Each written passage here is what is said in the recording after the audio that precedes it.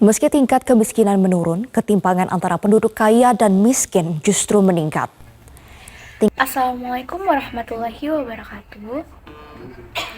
Indonesia sudah tidak asing lagi dengan yang namanya kesenjangan sosial, di mana hal tersebut itu sudah sering terjadi di berbagai wilayah di Indonesia.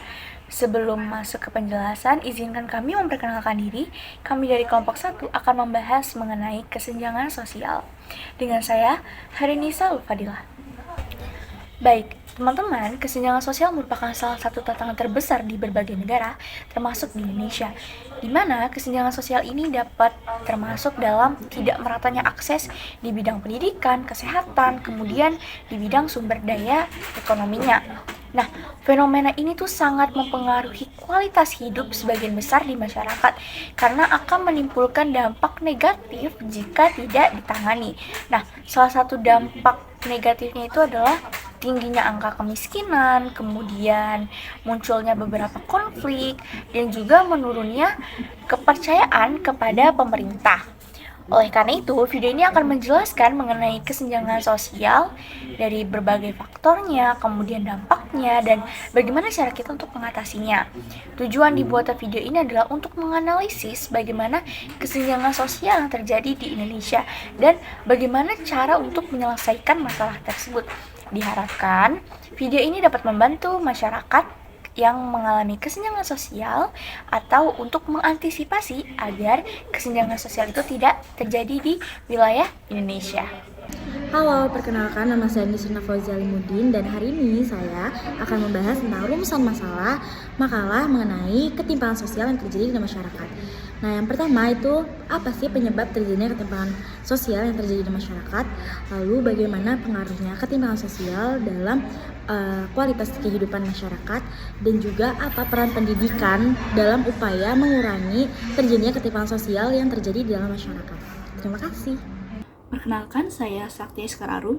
Jadi dari rumusan masalah yang telah kami buat, kami menemukan bahwa ada 3 faktor utama yang dapat menyebabkan terjadinya ketimpangan sosial. Jadi faktor yang pertama itu adalah stratifikasi sosial. Stratifikasi sosial itu adalah pembagian kelas-kelas masyarakat menurut status sosialnya. Jadi, kenapa sih stratifikasi sosial ini dapat menyebabkan ketimpangan sosial? Karena bagi masyarakat kelas bawah, untuk mencapai kelas menengah ke atas itu akan sulit karena membutuhkan effort yang lebih. Nah, apalagi dalam stratifikasi yang tertutup. Nah, untuk masyarakat kelas bawah itu akan lebih susah lagi untuk menjangkau kelas menengah ke atas sehingga nanti pihak kelas bawah ini akan terjadi ketimpangan sosial dengan kelas menengah ke atas. Lalu yang kedua itu adalah sikap prejudis. Sikap prejudis itu adalah suatu sikap yang dimana kita mengutarakan suatu prasangka terhadap kelompok atau ras tertentu. Misalkan kita melihat suatu ras tertentu tuh sikapnya keras atau sikapnya sangat galak atau seperti ini, jadi kita tidak usah berbaur dengan ras itu. Nah, kenapa sih sikap prejudis atau prasangka-prasangka ini tuh nanti bisa menyebabkan ketimpangan sosial?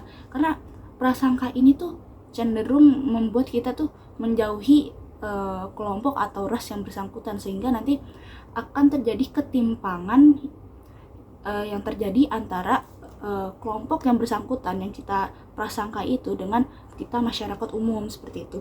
Lalu yang ketiga ada faktor diskriminasi.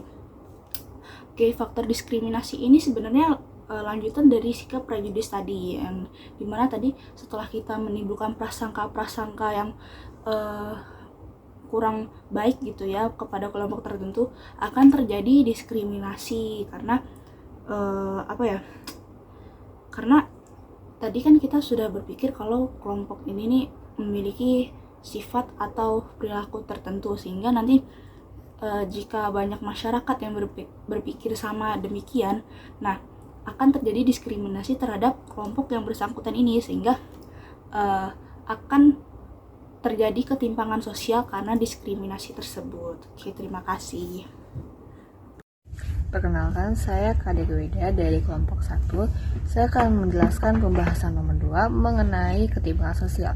Laporan penelitian menunjukkan adanya beberapa ranah ketimpangan seperti penghasilan, pendidikan, dan kesehatan. dengan Indonesia menempati urutan keempat negara dengan tingkat ketimpangan tinggi.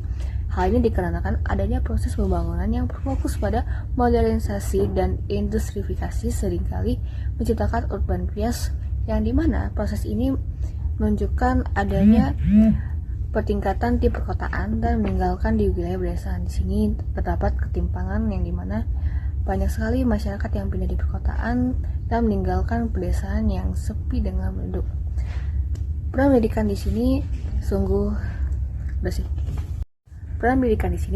penting karena pendidikan berperan untuk mendorong kesadaran kritis dan kepekaan sosial yang penting untuk mengatasi konflik dan diskriminasi. Melalui pendidikan pula, individu belajar tentang kesetaraan dan keadilan sosial, menciptakan lingkungan yang inklusif. Pendidikan juga berkontribusi dengan pembangunan berkelanjutan dengan menyediakan pengetahuan untuk berinovasi di berbagai bidang. Oleh karena itulah, kebijakan pendidikan yang inklusif ini dan berkualitas sangat penting untuk mengurangi kesenjangan sosial sekaligus untuk mempromosikan kesetaraan penyamaratan akses pendidikan agar tidak ada lagi ketimpangan sosial di berbagai segi bidang. Sekian dari saya, terima kasih. Baik, perkenalkan saya Friska Aprianti, saya dari kelompok 1. Di sini saya akan menjelaskan tentang kesimpulan dari makalah yang sudah kami buat. Jadi kesimpulannya itu adalah ketimpangan ini sangat mempengaruhi penurunan kualitas hidup dan berpotensi memicu disintegrasi sosial. Untuk menangani hal tersebut, diperlukan pendidikan yang merata demi membantu pemberdayaan masyarakat. Pendidikan meningkatkan kemampuan individu, mendorong kesadaran kritis, dan mempromosikan keadilan sosial. Beberapa program pendidikan sudah menunjukkan peningkatan atau kualitas pendidikan di daerah terpencil, dapat memperbaiki kondisi sosial ekonomi. Pendidikan yang inklusif dan berkualitas menjadi kunci untuk mengurangi ketimpangan, mempromosikan kesetaraan, dan memungkinkan tercapainya kesuksesan dalam pembangunan berkelanjutan.